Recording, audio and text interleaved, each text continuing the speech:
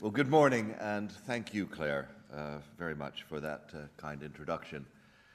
For those who don't know me, yes, I am Professor Michael Mainelli. I'm the 695th Lord Mayor of the City of London, a place I like to refer to, frankly, quite accurately as the world's oldest workers and residents cooperative, nearly 14 centuries old. We've been holding elections since the middle of the 7th century, and that is, in fact, what we legally are as a workers and residents cooperative.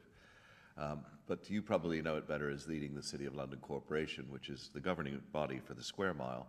But in addition, I travel to about 25 countries in a year, do about 100 days abroad in this role, very much representing the United Kingdom's professional and financial services sector of about 2 million, traveling at ministerial rank to explore the various connections that we can make. As Claire indicated, away from my mayoralty career, my career does span very much technology and financial research, including work on digital currencies and what I like to refer to as smart ledgers. And if you want any evidence, I've got a blockchain that does about 1 trillion transactions a day, and it's been in existence since about 1995. So, old time, old school. But it is a great pleasure to join you here again for this digital money event. And I'd like to thank the Digital Pound Foundation for the invitation, Clifford Chance for hosting and sponsoring, Quantava Labs, Owl Explains, Travers Smith, R3, and TPX for their sponsorships. Now, this year's mayoral theme has been Connect to Prosper, where we're trying to celebrate the many knowledge miles that flow through the Square Mile and out into the world. As I like to point out, we really are the world's coffee house, a place where people come to find solutions to global problems. And those problems range from the future of money to climate change, to mental health, and others. In fact, this morning at Mansion House, we're having a coffee colloquy, as we term them, which is about 150 people have turned up to talk about health and well-being, SDG 3, Sustainable Development Goal 3. But we're here to talk about the rapid technological advancement and the impact that this is having on the future of money.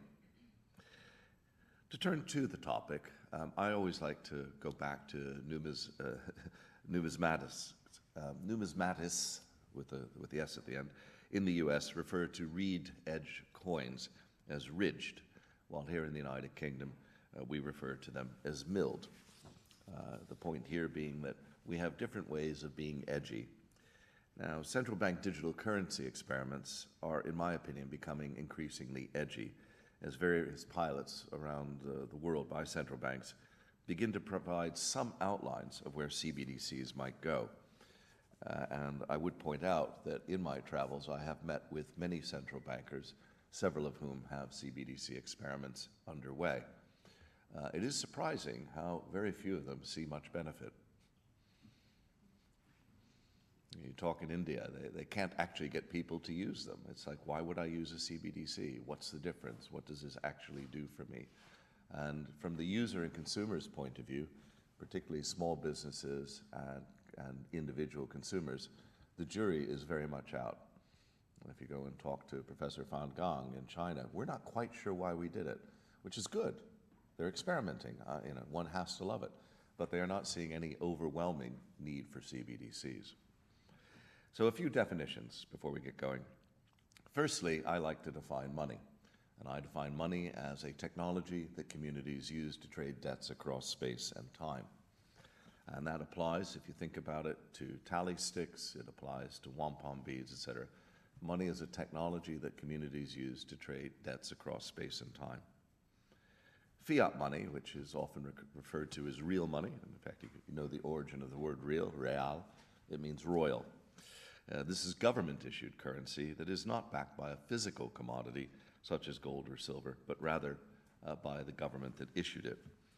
The value is derived from its monopoly on paying tax. In effect, the national community, which is semi-coercive, ring up HMRC and say you don't feel like paying your taxes this year.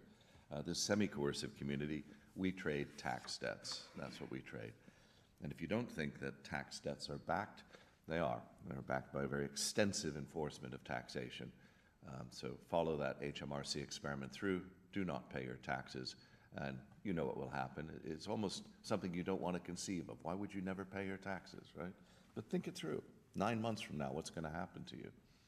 You will be marched away. Can't happen with a Bitcoin. Right? So that is actually what money is. Now, CBDCs refer to a variety of proposals involving digital currency issued by a central bank, effectively moving towards a wholly digital fiat currency. I have often made an argument that, in fact, the United States is kind of there. If you think about the fact that Silicon Valley Bank was fully backed by the U.S. government, and the government has made an implicit guarantee of effectively backing any U.S. bank, then you have a digital currency. It's messy, it's not pure, it's a real mess at the back end of Visa and accounts and all that, but your ultimate holder of your account is the U.S. government. Now, across the globe, as I said, most central banks are exploring lots of things to do with digital, and frankly have been for some time. You know, some of the very first reports of the Bank of England go back to the early 2000s on this subject. And we're breaking this area down into areas like tokenization, stable coins, and CBDCs as a sort of 3 broad blocks that you might look at. But when you look across all 3 of them, they're not very new. Tokenization is a database entry. And when I came into the city in 1984, we had databases and we had database entries. It's not very different. Well, you know, but stable coins are different. No, stable coins are certificates of holding an asset. Maybe a cash asset, but what's the difference between that and a gold certificate? We had those in 1984. CBDCs, no, that we didn't really quite have. But even there, the argument is probably not so much about the technology as it is about who is the ultimate owner or holder of the asset. We've seen as well around the world, you'll be hearing examples. Indonesia has its digital rupiah. Ghana has an e-SETI pilot program. Sweden has been working with Accenture for ages on various versions of an e-krona. And at least 11 countries, Jamaica, the Bahamas, have implemented central bank digital currencies. And I mentioned India and China. No decision has been made here, as you know, to pursue a digital pound. But many tout the proposed benefits, and they tend to be greater choice, convenience, and innovation for households and businesses making and accepting everyday payments. There's a presumption that digital is good. Digital may be good. We've certainly seen areas where digital is bad. So what are some of the things that we think of? Well, interestingly, the history of technology development has always been that of good and bad. Back to 2 edges again. Gunpowder to vaccination to atomic power to atomic weapons. We see ourselves as a society able to turn just about any technology to dual use. And moving the entire operating system of the economy onto new technology is a big decision. And I welcome the caution and experimentation that central banks are putting into this. I know many in this room will feel frustration. They should just be doing it. But I give them credit. They are experimenting. They are not ignoring it. And that, I think, is important. So what are some of the risks? Well, clearly, the first big risk is having a potential single point of failure. This may be seen to be making a virtue out of the mess that we're in terms of the systems that we use, but there is a tremendous amount of resilience in systems like that. And we've seen when we centralize something that we tend to create a single point of failure. And I would remind you, if you look at the great big financial crises, plural, that we had in 2008, remember that at one point, JP Morgan had 40% of the derivatives market. Okay? And that was actually part of the huge mess. Now, cryptocurrency and blockchain proponents will often claim that central banks will be using cryptocurrency or distributed ledger or smart ledgers to provide e-money. I want to be categorical about this. I've written about this. The Bank of England has been clear about this since 2015. There is no particular need to use blockchain on central bank digital currencies. There is no need to use a consensus mechanism. Please think it through, because if there is a need to use a consensus mechanism, whatever you're doing is totally wrong. If you have a central third party in the form of a digital central bank, you do not need a consensus mechanism. Think through the blockchain element. If you are the holder of the central ledger, why would you want a separate ledger that can only disagree with you? It makes no sense whatsoever. And if there's a conflict between your central register and this independent blockchain, who's going to win? Why do you want to set up that type of a conflict? So I often find people talking about CBDCs in the same breathless expression which chief executives seem to love. It's quantum, it's the metaverse, it's AI, and it's blockchain. Well, that's great. You know, you swallowed a dictionary of popular terms, but that doesn't actually make you smart. So when you think it through, this is really not where it's headed. So in some senses, I think when we look at CBDCs, we need to be much more critical. And I would argue that blockchain and distributed ledger has about as much relevance to CBDCs as databases, networks, smartphones, and other fairly obvious underpinnings. So there we go. Now, giving evidence to the House of Lords Economic Affairs Committee back in 2016, 8 years ago, I was asked about what I thought about CBDCs, principally the roles of CBDCs in money supply and taxation. And I made really 3 points. The first point has actually got to do with liquidity. So when you think about many of the contracts that we are talking about as an advantage of having CBDCs or stablecoins for that matter, you're talking about locking up money. You're talking about putting it into a contract where the money is held for some period of time. Now, holding that money on time actually changes the nature of money. The very great thing about money is its fungibility. It's the fact that we can move it around. And in the fat-based system, and I say fat in the sense of there's just a lot of fat in our current system, a lot of redundancy, et cetera, we take advantage of that. I lend against that money, and we have a number of mechanisms for doing that, the repo markets, for example. Well, if that money is suddenly locked up into hard contracts and anything goes wrong, liquidity drops. Imagine the Taylor Swift smart contract. Okay, you know, you've paid, I don't know what, £5,000 for your Taylor Swift ticket. Who knows? And you've got your Taylor Swift ticket, and it's tied up in a smart contract. And the smart contract says, if Taylor Swift, under any circumstances, needs to reschedule, they'll hold on to the money, and they'll give it to you when you finally attend the concert. And Taylor Swift, and bless her, I don't wish this upon her, you know, has a severe illness for a year. And all of that money is locked away. In other words, you've changed the nature of the money. It is not fungible money, it is money tied to a Taylor Swift contract. Now, you think of some type of sorcerer's apprentice application of a more prosaic nature, groceries or something like that, and you begin to see where a small change in the system could lock up liquidity in ways we're not typically used to. And so, you know, it's the usual, be careful what you wish for.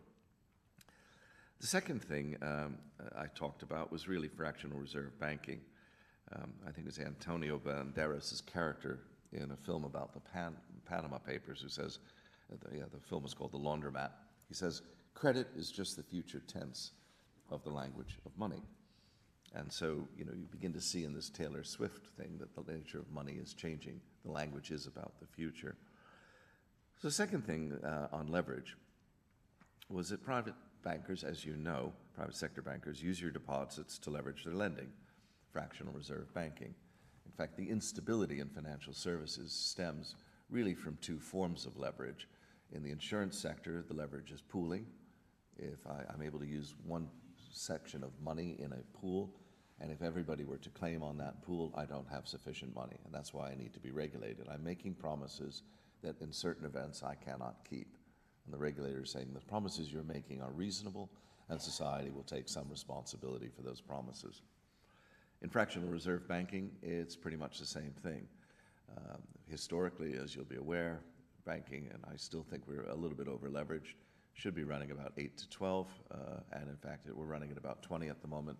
But do remember, at the time of the financial crisis, Britain, Ireland, and Iceland, which experienced the most severe and systemic retail defaults, were running at over 42 to 1. So that's it. And as an economist, I listened to all the regulatory discussions and all that, and all I've ever kept my eye on for 40 years has been the leverage ratio. And that is probably the biggest, easiest indicator of where we stand. But if you have a CBDC, it gets more interesting. So the Bank of England comes and shows you a CBDC and says, we'd like you to use it. We've proved to you it's secure. Why would you want to deposit it anywhere other than the Bank of England? Suddenly, all of those bankers have no access to that ready deposited money. They're unable to lend at 20 to 1. And you begin to start to see where CBDCs could destroy the credit basis of the economy that we currently have. Now, that doesn't mean the credit basis of our economy doesn't need examination or perhaps radical change. But again, be careful what you wish for. That is the direct implication economically. And so I think private sector bankers really need to prove that they are interested in building a better society as a first step towards restoring credibility in financial services. And personally, I have long suggested a project amongst the banks to create some type of discussion with the public, something along the lines of a manifesto for credit creation in the modern economy, a real discussion of leverage the economy and society. Where does society really sit on that scale of historic complacency at 8, 10 to 1 versus the 42 to 1 of disaster and 20 to 1, which is running, in my opinion, a little on the edge without being irresponsible. And I think, in a way, when you discuss CBDCs, remember that you've got to also discuss the nature of fractional reserve money. That is the real implication of that technology. The last thing I wanted to point out was really going to sound a bit theoretical, but it has to do ultimately with macroeconomics. If I'm anything, I'm probably more of a microeconomist, and we look at macroeconomists as astrologers, and these are people who believe in something called the quantity theory of money. Now, the quantity theory of money states that MV equals PQ. In other words, the total amount of money, M, times the velocity of money, V, is equal to the average price level, P, times the level of output, Q. So MV equals PQ. This has an extremely shaky empirical basis because, as I said earlier, we're running in a leveraged economy, and as those leverage numbers go up and down on an instantaneous basis, we actually can only estimate the quantity of money every evening. We have no idea how often money really changes hands, and I could show you a number of situations where economists are unclear as to whether or not a transaction has or has not taken place. Does that or does that not affect the quantity of money? So I can promise you something, not give you the money. You can promise back to me. We can do this all day, and no money exchanges hands, or at the end of the day, I say, oh, well, on balance, I owe you a tenner, right? Does that mean there was a huge velocity of money? Or is there just the exchange of a tenner at the end of the day? These are genuine questions we do not actually have answers to. And so I do contend that all that central bank navel-gazing and monetary prognostication has often been so much augury and astrology. And I would be pleased to see a CBDC because I'd finally be able to attack that question empirically. The last thing I wanted to touch on was just the concerns about access to cash and users' privacy and control. The CBDCs do raise a unique opportunity to fight crime, but of course that equally implies a loss of privacy. I'm sorry, you can't have both there, or at least not at the core. And unlike contemporary fiat currency, each individual tax credit could be tracked. We actually have had that technology since the beginning of the last century when we began putting individual serial numbers on paper money. But the idea of tracking that at each point in time does seem a bit absurd at a technical level. But remember, what is money? Money is a technology communities use to trade debts across space and time. So it's a technical issue, not an issue to do with the nature of money itself. And I think one of the things that was interesting was that in response to a 2023 consultation on the digital pound, the bank and Treasury confirmed that if a digital pound were to be implemented, primary legislation would have to be introduced to guarantee users' privacy and control. So, and do remember one last thing, despite the reassurances we will receive, the power would still be there. And I'm sure that there would be some temporary override essential at some point in time due to a terrorist attack or something. And it will be about as temporary as the introduction of income tax, for those of you who are conscious of how temporary income tax has been in the United Kingdom. So it's hard to put a technological genie back in the bottle. And if I wanted to conclude on something funny, it was when I gave that evidence back in 2016. I pointed out to the House of Lords that the people will soon realize the power of a CBDC system to support various taxation initiatives. Remember, fiat currency is just tax credits. How many times you've watched Question Time? And I don't know what it is. Question Time has got to be one of the greatest, creators of instantaneous tax proposals I've ever seen. People are obese. We need an obesity tax. There's too much noise. We need a noise tax. And then these things are always hypothecated, and everybody makes up taxes on Question Time. Well, imagine if they didn't have to make them up, but they could implement them the next day. So expect thousands of proposals once you have a CBDC. There'll be local town taxes, there'll be children taxes in restaurants, sugar taxes, alcohol consumption taxes based on the amount you consume in an hour, foreign visitor expenditure taxes, which are wildly popular all over the world. Just imagine it. And I proposed back in 2016, at the height of the Brexit debates, the Trafalgar Square tax, the Nelson column tax. Everybody hates London, so great, let's make it possible. If you're in the Outer Hebrides, your tax rate is 0.0001%. As you move in towards London, you get closer and closer to Trafalgar Square, and at Trafalgar Square itself, the tax rate is 99.999%. Wouldn't that be fair? Yeah.